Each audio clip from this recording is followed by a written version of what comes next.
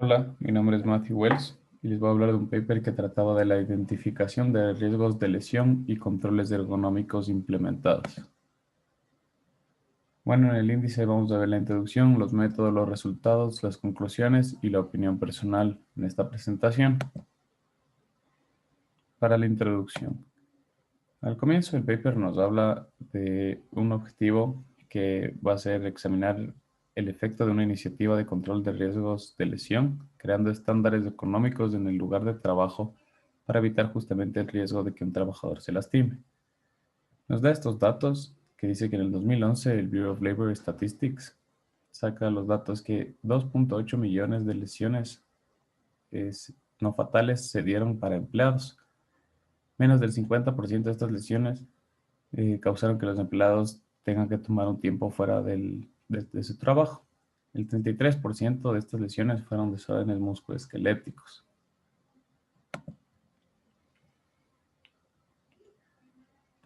¿Qué causa eso? Eso puede causar costos altos para la empresa, pérdida de productividad, rendimiento bajo y una reducción de moral a largo plazo. ¿Por qué pasan estas lesiones? La exposición a trabajos físicos relacionados con justamente el trabajo individual, el ambiente, las herramientas, están asociados de una manera directa con el riesgo de lesión. El cuerpo humano es más propenso a sufrir una lesión cuando hace movimientos repetitivos, cuando está bajo estrés, cuando está en contacto, tiene una mala postura o está en contacto a una vibración del cuerpo entero. También las temperaturas muy altas pueden causar una lesión. Podemos ver aquí los siguientes datos que nos dicen que el 27% de los trabajadores en Estados Unidos están expuestos a movimientos repetitivos. 25% pasan la mitad de su tiempo doblando o torciendo. 10% trabajan en lugares aglomerados, lo cual causa que se tenga una mala postura. Y 2.7% están expuestos a vibraciones del cuerpo entero. En los Estados Unidos no existe regulaciones ergonómicas obligatorias en las industrias, pero lo que sí existe son como que guías de regulaciones que son tomadas voluntariamente por las empresas.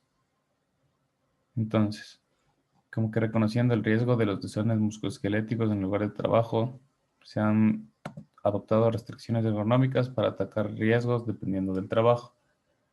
El paper establece finalmente dos objetivos más claros para continuar con la metodología de investigación, que va a ser examinar si la utilización de regulaciones ergonómicas reduce el riesgo de lesión en las empresas y examinar si la asociación de la reducción de riesgos de lesión impacta diferente en desórdenes musculoesqueléticos que en lesiones traumáticas de la población general. Los métodos que se utilizaron en el paper. Primero, un poco de contexto.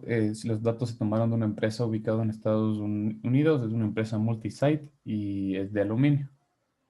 La metodología fue la recolección de datos para generar comparaciones. Y vamos a ver comparaciones entre qué grupos y encontrar los riesgos de lesión. Entonces, dividí en 6 partes la metodología para que podamos entenderlo de una forma un poco más ordenada. El primer paso, lo que se hizo, se crearon dos grupos para crear una comparación. Los grupos consistían de empleados que trabajaban en un espacio controlado ergonómicamente, que el paper lo llama CH, y los que no estaban controlados ergonómicamente, que el paper lo llama no HC. De ahí se dividieron en categorías los trabajos que eran más propensos a generar lesiones. Entonces hicieron 59 categorías para 17 plantas de trabajos y 123 trabajos únicos. Se excluyó a toda la gente del área administrativa. Para los datos, se creó una base de datos la cual registraba cada vez que existía un riesgo o una lesión en sí. De esta manera se podían realizar las mediciones más exactas. El, el tiempo en el que se registraron estos datos fueron durante 6 años, para ser más precisos, desde enero del 2001 hasta diciembre del 2006. Y aquí se registraron todas las actividades que se consideraban riesgosas. De igual manera, existían un poco de datos de lesiones y enfermedades que se estaba guardado por registros humanos. De ahí se aplicó un análisis descriptivo de las características demográficas para la distribución de lesiones en ambos grupos. Se utilizó un método aleatorio de coeficiente para encontrar las personas repetidas y trabajos. y así distinguir la variabilidad entre grupos HC y no HC. Se hicieron análisis separados para desórdenes de musculoesqueléticos y las lesiones traumáticas, justamente para ver el segundo objetivo y tomar en cuenta factores como sexo, edad, planta y trabajo durante los 6 años. Cada planta operativa estaba requerida de llenar un reporte de resultados cuantitativos de riesgo de lesión y se usaron estos métodos: el Nearest Lifting Equation, Limited Mutual Psychophysical Tables, el RULA y QS. El análisis, entonces. Se realizó un diseño como de experimentos para poder interpretar los datos. Se modeló un intercepto persona-trabajo aleatoriamente. Se examinó la varianza de los residuales de Pearson y se dieron cuenta que la distribución encajaba con la data.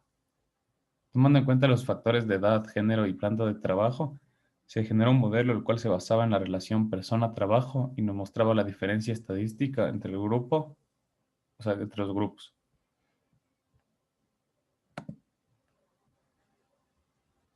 Los resultados, entonces. El estudio duró 6 años. Se tuvo una población de 24.041 personas de 17 plantas y 14.540 empleados trabajaban en trabajos únicos.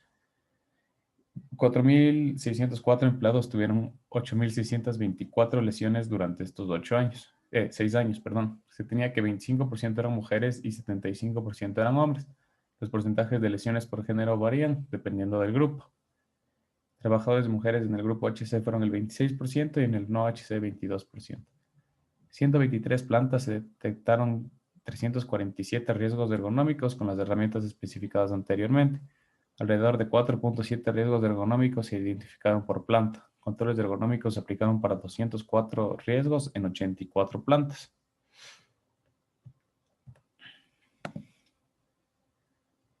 Entonces, en los gráficos observamos que cuando se aplican las regulaciones ergonómicas, la cantidad de gente en riesgo a sufrir una lesión es significativamente más baja, lo que se estimó mediante el análisis estadístico es que se genera una reducción del 7% del riesgo cuando hay un ambiente controlado y que 5 personas de cada 100 en el estudio ya no se encontraban en la zona de riesgo.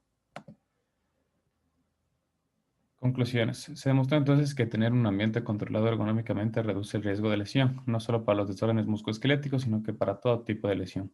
Se pudo observar que para cada categoría de la empresa existía una reducción de riesgos y se tomaban las medidas.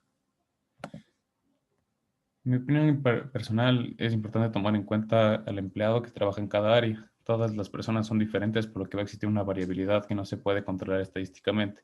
Existen demografías, generaciones y por género, y hay que tomar en cuenta cuando se hace el estudio. No se puede asumir que la interacción persona-trabajo va a ser el mismo siempre. Considero que si el estudio sería en la actualidad, se pudieran realizar las mediciones y análisis de maneras más óptimas.